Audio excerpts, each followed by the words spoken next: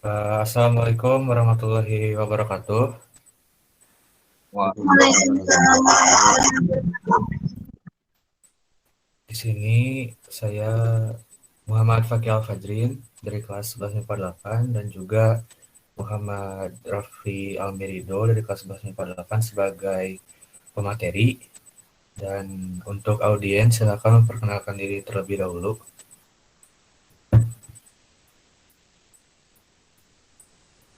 Saya Faturrahman Muhammad, absen 13. Saya dan Febriansa, absen 1. Saya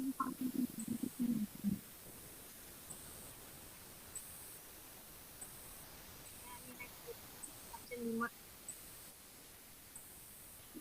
Saya Hanum Sulisiani, absen 16. Saya juga Semuanya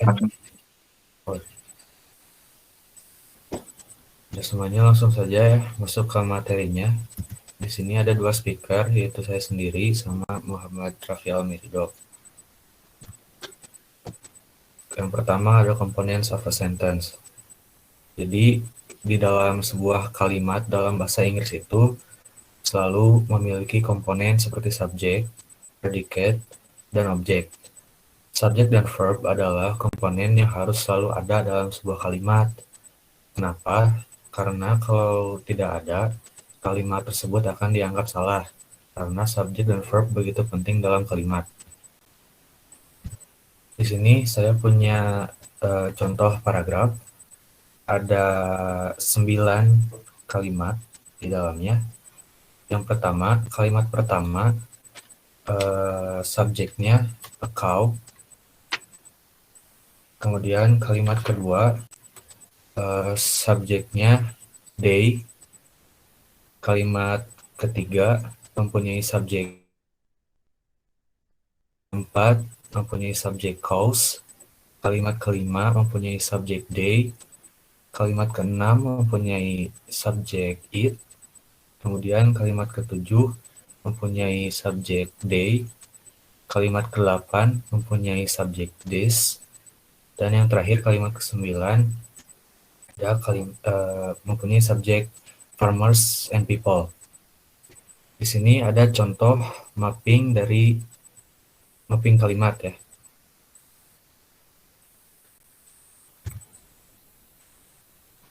Kemudian di sini ada how to make a sentence. Jadi sebelum menyusun suatu kalimat ini punya langkah-langkahnya. Yang pertama menentukan tema. Yang kedua tema itu dijadikan sebagai subjek atau objek. Yang ketiga menentukan predikat to be atau verbs. Yang keempat objek menyesuaikan. Yang kelima membuat kalimat kedua dan seterusnya. Subjek kalimat kedua, ketiga, dan keempat atau seterusnya harus dijadikan sebagai pengganti subjek atau objek kalimat sebelumnya. Yang keenam, subjek atau objek harus bervariasi dengan menggunakan pronoun, sinonim, adjective clause, adjunct, article, dan omitted. Dilanjut sama Raffi.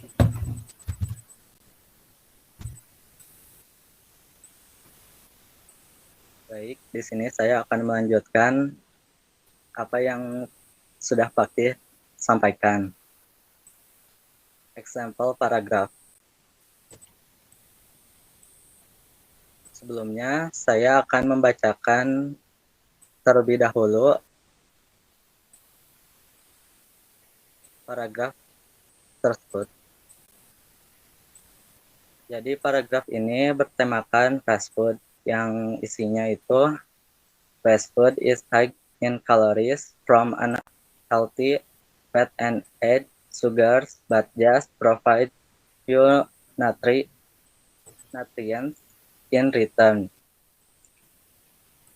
The imbalance content from this kind of food might trigger various diseases. Obesity is one of the most possible impacts of consuming fast food too much. Besides, it can also increase the risk of hypertension, heart attack, as well as diabetes. Jadi, pada paragraf ini terdapat 5 subjek dan terdapat 5 kalimat dan 5 subjek. Pada subjek pertama, pada kalimat pertama terdapat subjek fast food. Pada kalimat kedua tidak ada. Pada kalimat ketiga this kind of food. Pada kalimat keempat obesity, dan pada kalimat kelima eat. Di mana pada kalimat satu ini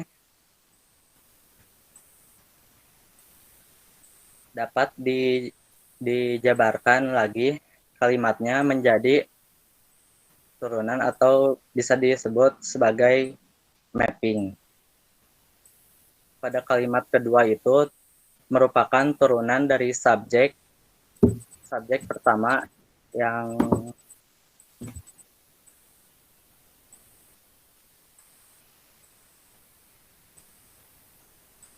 kemudian pada kalimat ketiga merupakan turunan dari subjek pada kalimat kedua. Kemudian pada kalimat keempat itu merupakan turunan dari objek yang ada di kalimat ketiga. Kemudian pada subjek kelima itu merupakan turunan dari kalimat keempat. Ya, lanjut. Kemudian kesimpulannya, jadi dalam satu paragraf itu biasanya terdapat lebih dari satu kalimat. Kemudian dalam penggunaan subjek atau objek harus bervariasi dengan menggunakan pronoun, sinonim, adjective clause, adjunct, artikel, dan yang terakhir itu omitted. Sekian dari kami. Sebelumnya ada yang mau ditanyakan nggak? Saya Zulkifli mau tanya contoh adjective clause itu kayak gimana? Mulai dari pengertiannya dulu ya. Kalau adjective clause itu kata sifat yang menjelaskan kata benda yang umum jadi lebih spesifik.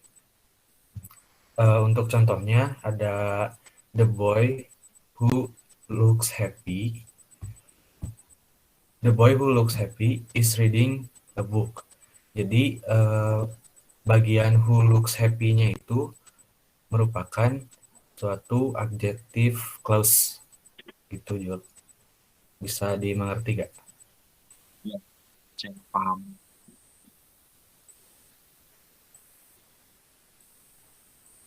Ada yang mau ditanyakan lagi?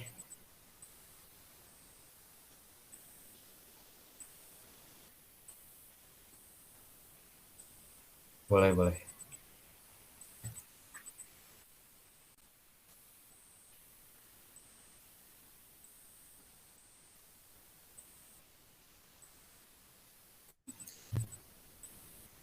Izin menjawab ya, soalnya kalau subjek dan objek dijadiin variasi itu punya tujuan sebenarnya mah, yaitu biar gak bosen gitu. Jadi gak itu aja. Misalnya kalau kayak di paragraf kedua tadi kan subjeknya macam-macam ya.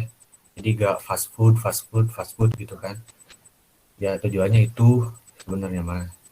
Tapi kalau diulang-ulang juga gak apa-apa, cuma gak enakan aja gitu. Itu aja sih simpelnya mah. Dapat dimengerti gak, Rel? Oke. Ada yang mau ditanyakan lagi? Aku mau nanya, Boleh. itu di kalimat yang terakhir yang fast food, ada kalimat pasifnya nggak?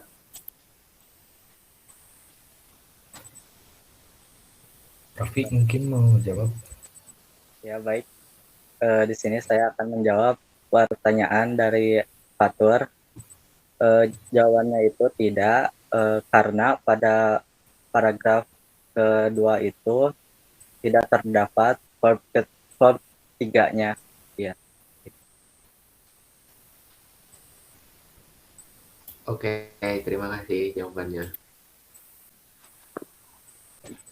Selanjutnya ada yang mau ditanyakan lagi gak?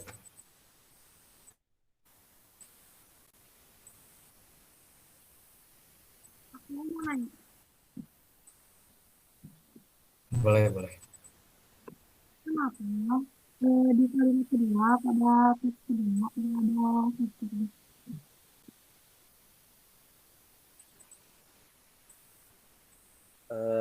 Baik, di sini saya izin menjawab pertanyaan dari Bunga. Jadi, kenapa kalimat kedua itu pada paragraf kedua tidak ada subjek?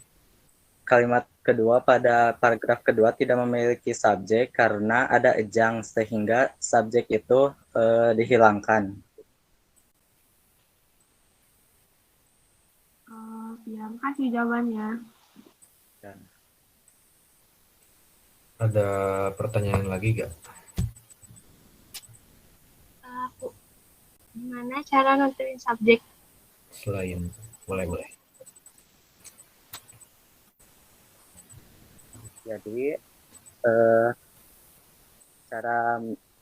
jadi subjek itu kan seseorang atau suatu hal yang menjadi inti dari pembicaraan itu, atau bisa disebut juga sebagai pelaku.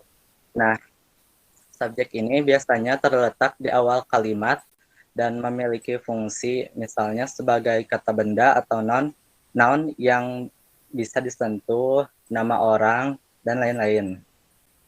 Contohnya itu tadi pada kalimat pertama di paragraf kedua terdapat kalimat fast food is high in calories, di mana kata fast food itu berlaku sebagai subjek. Ya.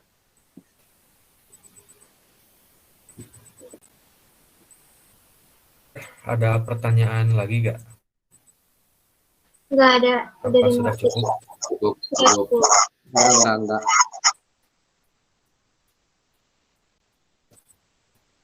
Kalau begitu, sekian dari kami. Mohon maaf bila ada kesalahan atau kekurangan dalam penyampaian.